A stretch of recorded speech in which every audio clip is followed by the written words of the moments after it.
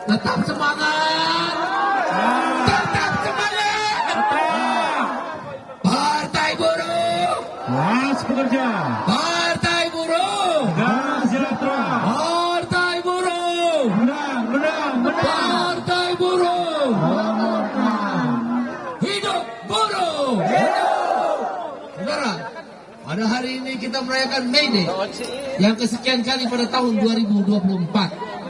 May Day adalah satu peristiwa yang terkenal dengan peristiwa high market. 100.000 buruh di Chicago, Amerika telah turun ke jalan menuntut hanya satu hal, Triple H, 8 jam kerja, 8 jam istirahat, dan 8 jam untuk bersosial. Apalah cut? Pemerintah Chicago, Amerika Serikat pada waktu itu, Gubernur Chicago memerintahkan menembak 100.000 buruh yang sedang melakukan pemogokan selama 3 hari yang kita kenal tanggal 1, 2, dan Mei yang kita kenal peristiwa high market. Saudara tahu 5 orang pemimpin buruh yang melakukan pemimpin pemogokan pada waktu itu tahun 1825 abad ke-18. 5 orang pemimpin buruh digantung hanya karena melakukan pemogokan.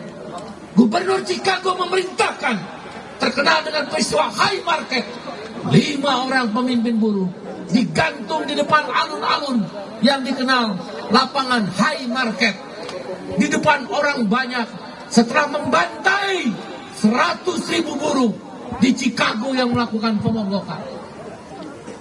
Cerita buruh adalah cerita tentang penderitaan. Cerita buruh adalah tentang perjuangan. Cerita buruh adalah tentang orang-orang yang tidak akan pernah mundur. Orang-orang yang tak pernah mengenal rasa takut. Walaupun hukuman gantung, nyawa taruhannya.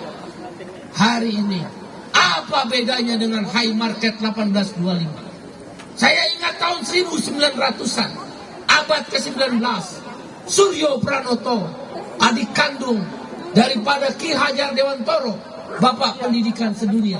Makanya kalau kamu lihat Hari Pendidikan tanggal 2 Mei, Hari Buruh tanggal 1 Mei. Itu ada hubungannya. Karena Ki Hajar Dewantoro ingin melanjutkan jiwa high market. Atau belakangan pada tahun 1889, kumpulan Serikat Buruh Sedunia dan Partai Buruh Sedunia, Partai Sosialis Sedunia menyatakan 1 Mei adalah May Day, menghormati 100 buruh yang ditembak mati. Bahkan diceritakan sungai-sungai, got-got di Chicago, di Amerika sana berwarna merah. Ditembak, dibunuh, bahkan pemimpinnya untuk menimbulkan rasa takut di lapangan high market seperti ini digantung di hadapan ratusan ribu orang lain. Suryo Pranoto menulis surat pada tahun 1920, abad ke-19, kepada Gubernur Jenderal Hindia Belanda, zaman penjajahan, saudara. Tuan Gubernur, kami dari Serikat Buruh Tebu. Serikat Buruh Tebu adalah terbesar saat itu, termasuk Serikat Buruh Kereta Api, Serikat Buruh Pelabuhan, Serikat Buruh Guru Indonesia. Jadi kalau PGRI menyatakan diri tidak Serikat Buruh, itu hak historis, tidak menghargai sejarah. Tuan Gubernur, kami meminta buruh tebu di seluruh Indonesia, khususnya di tanah Jawa, naik upah minimum 1 gulden per bulan. Kau bayangkan, saudara, tahun 1825, 5 pemimpin buruh di dunia digantung, 100.000 orang dibunuh dengan kejam, diberondong, mati semua 100.000. Hanya memperjuangkan jam istirahat 8 jam. Hari ini kita pun masih berjuang. Bagaimana buruh-buruh tekstil, garmen, sepatu, jam kerja yang panjang, lembur yang panjang. Andaikan upah kita layak, andaikan upah buruh layak, kita tidak perlu lembur. Kehidupan sosial kita terganggu karena upah murah lah yang membuat kita lembur. Apa bedanya dengan tahun 1825? Kaum buruh adalah cerita tentang penderitaan. Kaum buruh adalah cerita Buku demi halaman adalah penderitaan. Karena itu para buruh, serikat buruh, sekarang kita mendirikan partai buruh, terus berjuang. Suryo Pranoto tahun 1920 bicara upah minimum. Hari ini upah minimum pun kita bicarakan.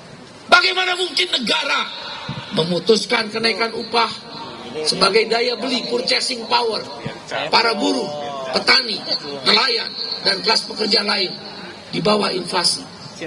Inflasi 2,8%, naik upah 1,58%, buruh nombok 1%. Kan cerita tentang penderitaan. Masa kamu mau diam saja? Masa kamu berdiam diri di rumah? Masa kamu biarkan partai-partai politik itu terus berkuasa? Mereka adalah para pemilik modal. Mereka adalah para pengusaha yang menyetir, mengendalikan hidupmu, mengendalikan upahmu, mengendalikan masa depanmu. Bagaimana mungkin inflasi 2,8%, naik upah hanya 1,58%? Itu bukan naik upah, turun upah, nombok. Kau lihat sekarang, buruh-buruh tekstil, garmen, sepatu, makanan, minuman, supplier, karyawan tetap, umur 40 tahun dipecat, suruh daftar lagi ke agen outsourcing. Di mana negara? Kau pikir negara akan hadir? Tidak, saudara. Omnibus Law adalah jawaban kepada kita.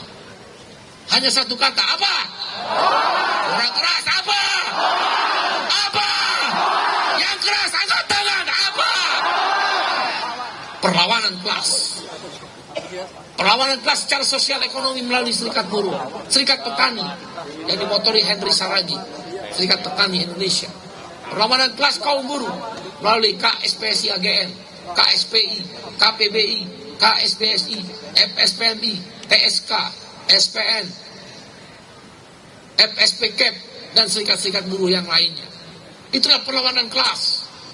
Kita turun ke jalan adalah menunjukkan perlawanan kelas, bahwa kita masih ada. Kita tidak sedang biasa-biasa saja. Perlawanan secara politik, sekarang sudah ada partai politik. Saya minta dukunganmu. Saya berkeyakinan, kau catat omongan saya dengan izin Allah. Pemilu 2029 seperti di Brazil. Kita akan lolos parliamentary threshold, masuk ke Senayan, berkuasa sebagai DPR RI. Siap melawan?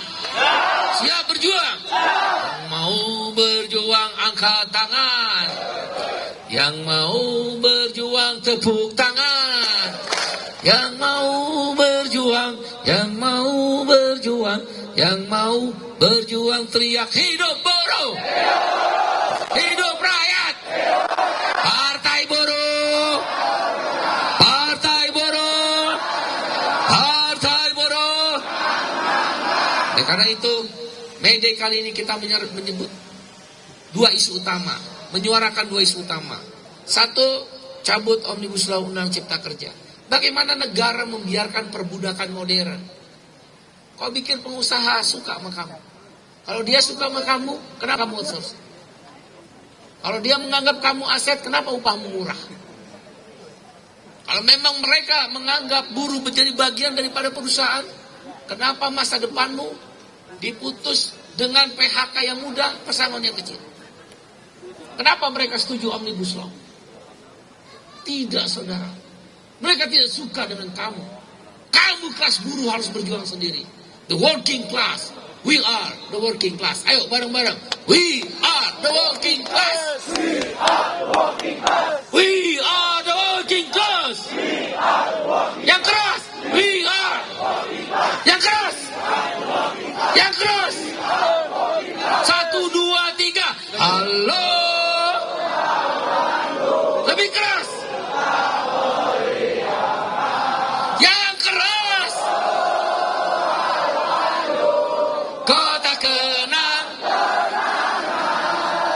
Sudah.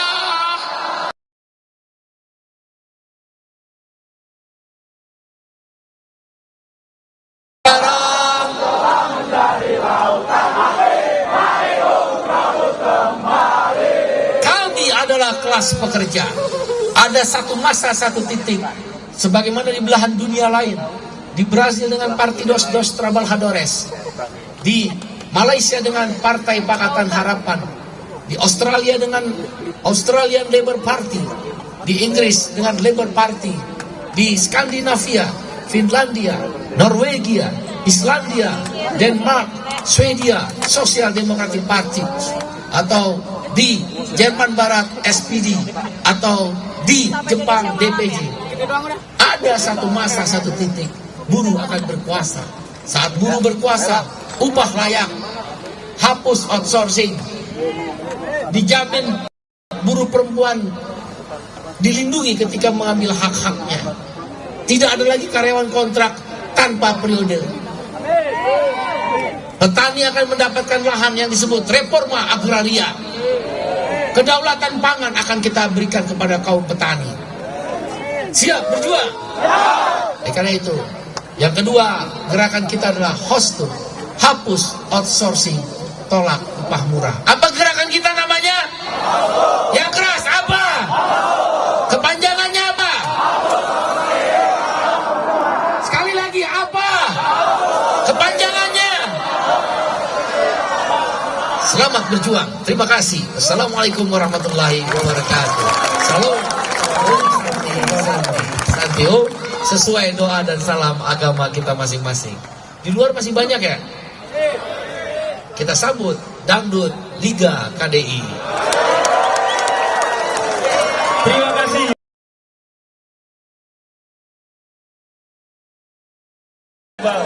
Biasa. Kayaknya Sela Lida. Oke Bro Nando, Ya. kita sudah di penghujung acara.